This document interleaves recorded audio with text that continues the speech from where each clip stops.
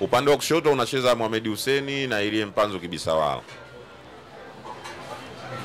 Upande huu wa kushoto umekuja kuwa hatari sana kwa sababu ya individual brilliance ya uwezo alionao Elie Mpanzu Kibisawala.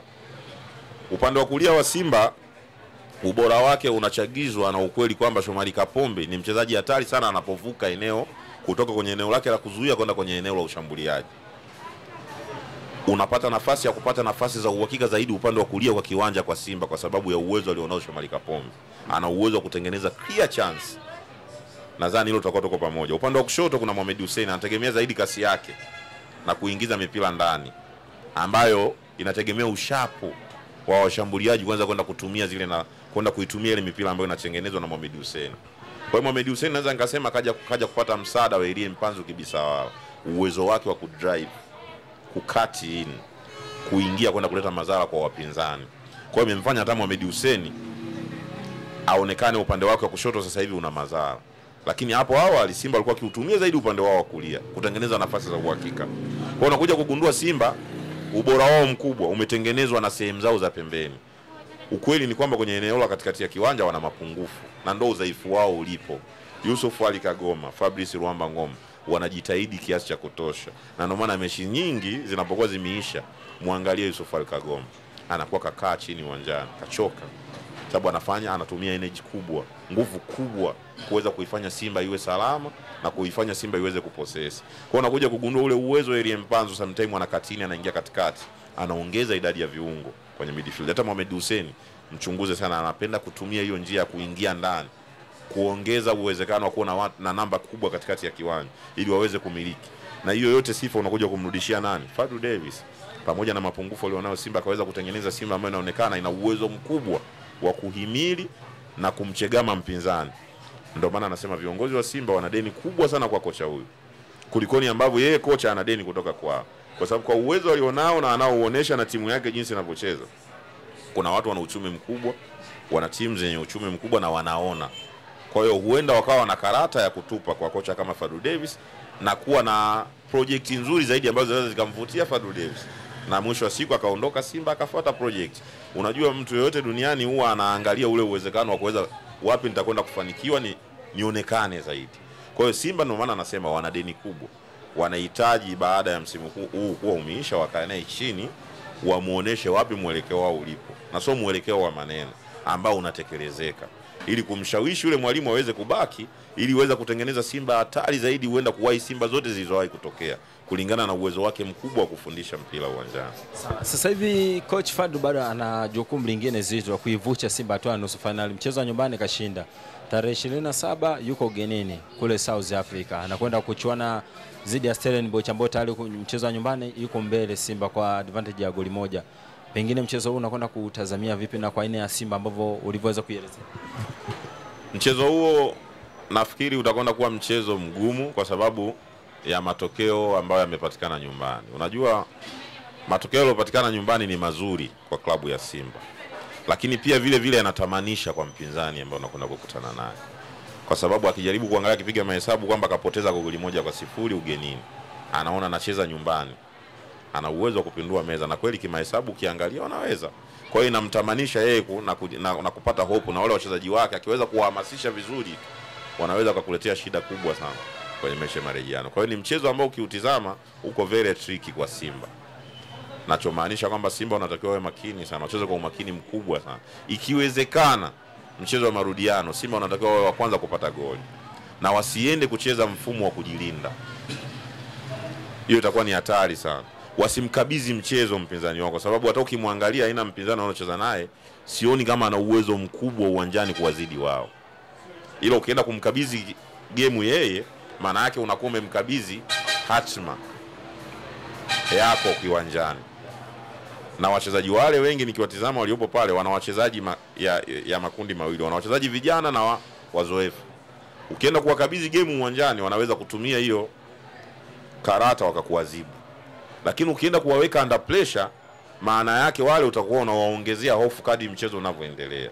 Na ukajikuta wao ukapata matokeo unayohitaji kuliko wao. Kulikoni wewe ukienda ukawaachia mpira wao. Maana yake wao utakuwa umewapa option moja wa kushambulie kutafuta matokeo. na mwisho wa siku wanaweza wakawa wa kwanza kupata goli wao, alafu wewe ukawa mtumwa. Na wakishapata goli maana yake wana calm down, wanatulia, wanarudi sasa kukava kukuzuia wewe. Na kwa kuwa wewe una rekodi ya kuonekana unatengeneza nafasi nyingi na unatumia chache, wanaweza wakawaambia wachezaji wao, benchi la ufundi kwamba bana, mmepata goli moja, tuko level aggregate, rudini mtulie, shambulieni kwa hesabu, ikishindikana zaidi tuende nao kwenye matuta. Na wanaweza kufanikiwa kwa triki kama hiyo. Na ndio maana nasema Simba wanahitaji kwenda kuwaweka under pressure wale wapinzani kule, kwa sababu wao wataingia uwanjani wakiwa kwanza wanataka goli ili waweze kulevel aggregate. Ina maana Simba wanatakiwa wawe hatari zaidi kuliko ni Stellenbosch South Africa, ili kuweza kuwaweka under pressure, na matokeo yake kibidi waanze kupata goli wao ili kuwaongezea mlima Stellenbosch, kuliko ni kwenda kule Durban Jumapili na kuwaacha wao waucheze mpira wao wazuie. Hii itakuwa kosa kubwa sana. Lakini ukiangalia kwa swala la pressure ambayo naizungumzia, tayari kama Stellenbosch katika mchezo wa kwanza tu hapa nyumbani, pressure walionekana kama kuwa na pressure mara baada ya mchezo kutamatika, hata na kile chukeza kuzungumza kwa kocha wao. Na pengine inaweza kuwa bado ni advantage kubwa kwa Stellenbosch, wakawa bado na ile hofu ya Simba kuwa ni timu kubwa. Stellenbosch nafikiri mpango mkakati wao pale Amani Stadium Zanzibar haukuwa kupoteza mechi. Na ndio maana baada ya mechi kuwa imeisha uliwaona kama walikuwa wameshikwa na bumbuwazi fulani. Ni kwa nini? Kulingana na mchezo ulivyokuwa unaenda kiwanjani. Kwanza kabisa nafikiri wao walikuwa wameingia kwenda kutafuta sare tasa kama ikiwezekana. Kwa sababu nafikiri waligundua kwamba kwenda kushambulia na kupata matokeo kwa Simba ni ngumu kulingana na aina ya mpira wanaocheza Simba. Kwamba Simba ni timu hatari. Walijiweka kuwa timu ya pili pale New Amani Stadium. Wakati huo huo wakajitayarisha kutengeneza mfumo mgumu zaidi kuwafanya Simba washindwe kupenya kwenda kutafuta goli. Na kama ulichunguza ndani ya dakika 10 za kwanza wakati mpira unaanza, walikuwa kama wamefaulu. Alafu ile mechi ikaja ikabadilika kulingana na ubora wa kina Kibudeni, Si Prosper, Elie Mpanzu, Kibisawala, jinsi alipokuwa na uwezo wa kupenya kupitia pembeni. Wale watu baadaye unawaona wakawa kama vile wako chini ya hatari kubwa. Simba wakafanya mashambulizi mengi sana, wakatengeneza nafasi hapo wakashindwa kuzitumia. Alafu baadaye wakaja wakapata goli Simba. Walipokuja kupata goli, kipindi cha pili kinakuja, kuna kipindi Simba walipotea zaidi ya dakika 15 kama sio 20 uwanjani kama unakumbukumbu. Na wale Stellenbosch nafikiri walikubaliana pale benchi la ufundi kwamba hawa watu wamepotea. Hasa baada ya kuwa Simba tena walipata majeraha ya beki mlinzi wao wakati Shamu Karabwa. Akajikuta wanamtoa mtu anayecheza sehemu ya kiungo namba 6 kuja kumrudisha kucheza namba 4, Yusufu Ali Kagoma. Pale Simba walipoteana kwenye midfield. Na hawa Stellenbosch waliona wakataka kuitumia hiyo advantage. Walifanya mabadiliko ya wachezaji kama 4 kama sikosei kama unakumbuka. Walikuwa wameingia kwa kuona kwamba tuna uwezekano wa kutafuta goli na tukalipata. Na tukipata goli itakuwa nzuri kwetu kulikoni kuondoka tukiwa nyuma kwenye huu mchezo. Kwa sababu ukweli ni kwamba wanawaona Simba ni wazuri kuliko wao. Kwa hiyo advantage tunayoiona imetokea hapa kiwanjani. Tunaonekana tunaweza kupata goli. Twende tukajaribu kusukuma tuweze kutafuta goli la ugenini, kwa sababu bado goli la ugenini linafanya kazi Afrika. Walifanya hivyo kama uliwaona. Wakaingia, wakajaribu kusukuma mashambulizi, alafu wakafeli kwa sababu Simba walikuja wakarejea mchezoni baadaye na wakawaweka tena under pressure. Wao Stellenbosch wakajikuta kwamba wangeweza kupoteza ile game kwa idadi kubwa ya magoli baada ya kuwa wameamini kwamba wanaweza kwenda kushambulia kupata goli. Kwa hiyo mechi ilivyokwisha, nafikiri walikuwa wanafikiria mambo mengi sana. Waliangalia kwanza situation za ile game ilipotokea. Alafu wakawa wanajiuliza maswali mengi. Kama tumeweza kufungwa katika kipindi ambacho hawa wapinzani wanaonekana hawajaridhika, vipi tunakwenda South Africa? Kama tumeweza kupoteza game katika mazingira ambayo wapinzani wanaonekana walitoka kwenye mfumo wao kuna kipindi, tumeshindwa kutumia nafasi hiyo, vipi tunakwenda South Africa tukiwa tumefungwa goli moja? Na hawa tukiwatizama wanaonekana wametumudu. Kama wameweza kutumudu kucheza na sisi katika mazingira mawili tofauti, maana unakuja kugundua Simba baadaye walibadili mfumo kulingana na uhitaji baada ya kuumia kwa beki. Wao wakataka kwenda kutumia nafasi, bado wakashindwa, na Simba ikarudi mchezoni na ikakosa magoli kama mawili matatu kama uliona. Kwa hiyo nafikiri yule kocha alikuwa anajiuliza mambo mengi sana kwamba hawa wanaonekana wametuzidi kwenye ubora. Kama wameshinda goli moja alafu hawajaridhika, maana yake ni kwamba hata mechi ya Afrika Kusini inakwenda kuwa ngumu kwetu. Nafikiri ndio kitu ambacho kiliingia kwenye mawazo ya wale Stellenbosch. Na pengine sasa Simba endapo kama akifanikiwa kufuzu katika hatua ya fainali pengine unadhani coach Fadlu bado kuna vitu ambavyo anatakiwa viboreshe zaidi kulingana na mpinzani apata kwenda kukutana naye? Sahihi kabisa. Yaani hilo ulizungumza liko sahihi kabisa. Ndio maana nikakwambia hapa, kama nakumbuka tukiwa tumeongea, nikakwambia timu hatari zaidi katika hii michuano ya shirikisho RS Berkane. Ile ndio timu hatari zaidi. Mimi nimewaangalia wanapocheza. Aisee, wale watu ni hatari sana. Wanatumia vizuri wachezaji wao wa pembeni na ni wepesi hasa.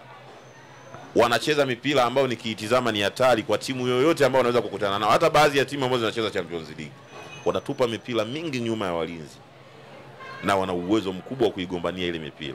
Wanatengeneza nafasi nyingi kutokea pembezoni mwa kiwanja, hasa upande wao wa kulia. Kuna winga wao mmoja anacheza upande wao wa kulia, ni hatari sana. Yaani wanatengeneza nafasi nyingi mno na wana uwezo mkubwa wa kuvumilia mashambulizi ya timu pinzani. Yaani nimekuja kuwaona wakiwa hawana mpira wana uwezo wa kuvumilia, na wanapotoka wanatoka kweli kweli. Ni hatari sana Berkane. Na ukiwaangalia kabisa, yani ukiwatizama wana haiba nzima, wana haiba yote ya kuwa mabingwa wa michuano. Kwa hiyo Simba wanahitaji kuwa, kama watafaulu kwenda fainali, wanahitaji kuwa makini kuliko ni mechi zote walizocheza za shirikisho msimu huu. Hasa uwanja wao wa nyumbani pale Berkane. Hao watu ni hatari sana. Nikitizama mabeki wetu tulionao, kidogo faraja inaniingia kwa sababu namuona mchezaji kama Chefondo Malon amerudi, anaonekana na uwezo wa kutumika.